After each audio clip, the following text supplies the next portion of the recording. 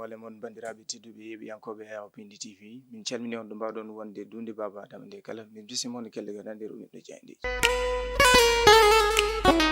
alarba 14 lewru mai 2025 bisimilla woni kelde gadande robindo jayndeji puɗɗortoɗen ko jayde gendire leydi Sénégal. Jayde Le Soleil ɓe garti koye coopérative agricole communautaire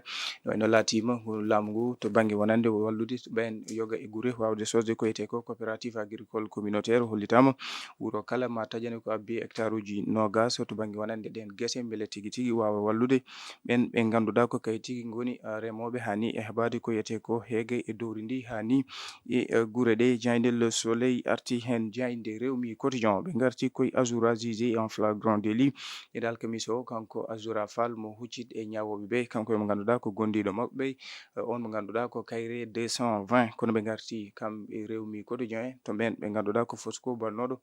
toon to Ziguinchor on yontere pinal kaddugal hay koltu ko ganduɗa ko sengu adda saabi mettere fewde ɗe ganduɗa ko duɗɗe janguirɗe ɗe hani e nder leydi Sénégal. Jayde L'évidence quotidien ɓe garti koye la défense dénonce un vide juridique ɓe garti koye dalillaji ɗi ganduɗa ko ngakkuɗi ko yetno noon e alhaali Farba Ngom ɓen ɓe ganduɗa ko kay tigui goni dumbuɓe Farba Ngom joni dokkani dalillaji labɗi ko yetno e on détention mbo honorable député maire des Agnam Farba Ngom kono ɓe garti e l'ex trésor général Abdoulaye Fall ittaɗo ɗin tuhumaji ɗi ganduɗa ko pawadnoɗi e dow mum e ko yetno noon e on dépôt à terme e yidde jayde L'évidence. Jayde L'As quotidien ɓe garti koye les avocats dénonce une justice de vengeance ko yetno e alhaali Farba Ngom ndengugol mum saabi ɓen ɓe ganduɗa ko dental lundiyanko ɓe ganduɗa ko jikkinantoɓe kanko Farba Ngom avocat ji makko mbaɗi kucodiral e jandiyankoɓe ɓe garti e ɗen caɗele ɗe ganduɗa joni ko teskade e nanggugol Farba Ngom kono kadi dalillaji ɗi laamu ngu addani ko yetno e nanggugol Farba Ngom ɗiɓe kolliti wonande wona hay hunde to banggue wonande ko Farba rewra ko ala ko ɗum gueɗe dawrugol e yiide o mo ganduɗa ko Doudou Ndoye o holliti ko nanggugol Farba Ngom ko on gueɗe nde ganduɗa ko arbitraire e yiide o mo ganduɗa ko maître Boubacar Cissé holliti nanggugol Farba Ngom ko yidde hoynude Farba Ngom hani e ɓesgu mum e yiide. Jayde L'As quotidien jayde point actu ɓe garti koye les raisons de la volte-face de Macky Sall ko yetno e alhaali calogol notoyade toon to on dialogue national ɓe garti omo ganduɗa ko Pape Malick Ndour jindirɗo e omo ganduɗa ko Alioune Tine tottude ɗum on pré-rapport Cour des comptes kono ɓe garti e on téléphone jokkodiral hakkude omo ganduɗa ko Alioune Tine kam e omo ganduɗa ko kay woni Macky Sall hani e on dossier mo sentif mo 125 milliards e koppareji men franc CFA tawine inne hen ɓiɗɗo e kanko horejo gonnoɗo horejo leydi Sénégal Macky Sall hani eɗen caɗele ɗe ganduɗa ko teskade hande e yoga e won jaale APR ko woni sababu calogol notoyade Macky Sall e yiide jayde point actu kono ɓe garti omo ganduɗa ko Azoura Fall kam e Kayre 220 maɓe kuccodir e ñawoɓe ɓe ɗum ko alkamisa janggo e yiide jayde point actu jayde Tribune quotidien ɓe garti koye inne justice à deux vitesses ɓe garti koye Azoura kañum e Kayre ɓen ɓe ganduɗa ko balɗiɗi tan mbaɗi toon to dumbirdu en alkamisa ma hoccid e ñawoɓe ganda ñawore mumen ko taƴana ko ɗon on saaha mo ganduɗa ko kay tigui woni Abdou Nguer kam e Assane Diouf ɓe ganduɗa ko lebbi e bandum nana toon to dumbirdu ɗo ganda ñawoji mumen holɗo jogori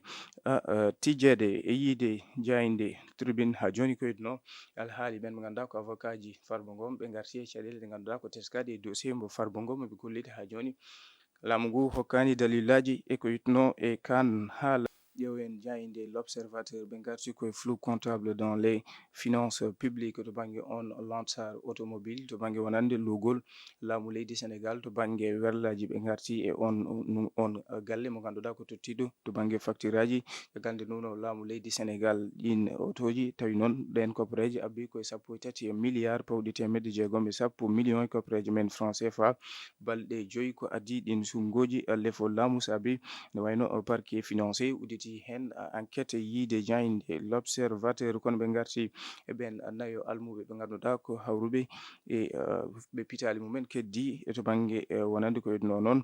e nde canki tonto darambo Thiénaba saabi ne wayno losko uddita hen e yiide jayinde l'observateur jayinde enquête quotidien ɓe garti koye crise politique procédure pénale la justice à l'épreuve ɓe garti koye caɗele to banggue dawrugol hani e caɗele to banggue nanggude ɓursuɗe ɗe saabi yiide jayinde enquête quotidien koye on saaha kanko Azoura Fall neɗɗo Pastef gondidiɗo men ganduɗa ko laamu ngu ko balɗe ɗiɗi seeƴana gam walo to suudu dumbirdu e on saaha Assane Diouf e mo ganduɗa ko Abdou Nguer lebbi e bandum nana toon to kaso ha joni dossier ji mumen ƴeewaka e yiide jayinde enquête quotidien jayinde suite quotidien ɓe garti koye affaire Farba Ngom la défense contre attaque ɓen ɓe ganduɗa ko avocat ji Farba Ngom ɓe garti e caɗele ɗe ganduɗa ko teskade dossier mbo Farba Ngom ɓe garti hani to banggue wonande jaɓɓugol yoga e foddeji Farba Ngom kono noon laamu ngu ha joni tottitani dalillaji ɗi ganduɗa ko labtuɗi ko ganduɗa ɗum saabi wonande nangugol Farba Ngom hani joƴƴinde ɗum ha joni toon to suudu dumbirdu to yiyete jayde Walf quotidien ko hen ɓe garti à charge du parquet financier contre leurs clients les avocats de Farba Ngom toute griffe d'or ɓe garti hollidde caɗele ɗe ɓe jogui ha e mette fewde e ɓen ɓe ganduɗa ko kañumen jogui ɗen ñawoje e saaha mo jogayi dalillaji ɗi ganduɗa ko ɗum saabi gaccugol Farba Ngom toon to suudu dumbirdu to yiide omo ganduɗa ko maître Doudou Ndoye holliti nangugol Farba Ngom ala fof ɗoɓe tubni to banggue e ñawoje kono kadi ha joni ɓe keɓani ko yiyete ko to banggue wonande ko saabi Farba Ngom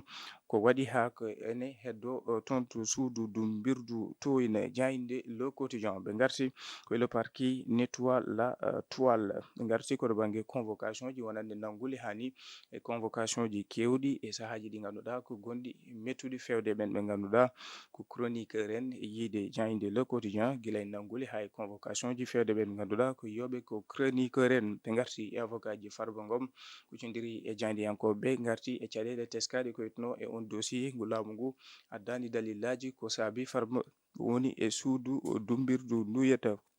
le quotidien arti ha joni e ko yitno e Guy Marius Sagna gam nangorande Ibrahima Traoré mo Burkina Faso ha e kaddungal mum saabi ɓe ganduɗa ko kay goni société civile mo Burkina Faso kolliti mette mumen e jaltal Guy Marius Sagna sardiyanke mo leydi Sénégal bandiraɓe tedduɓe yeɓoyankoɓe a yaw Pindi TV ko ɗum woni komin doɓinnomo ne kelle gaden roɓino jandeji subaka hande o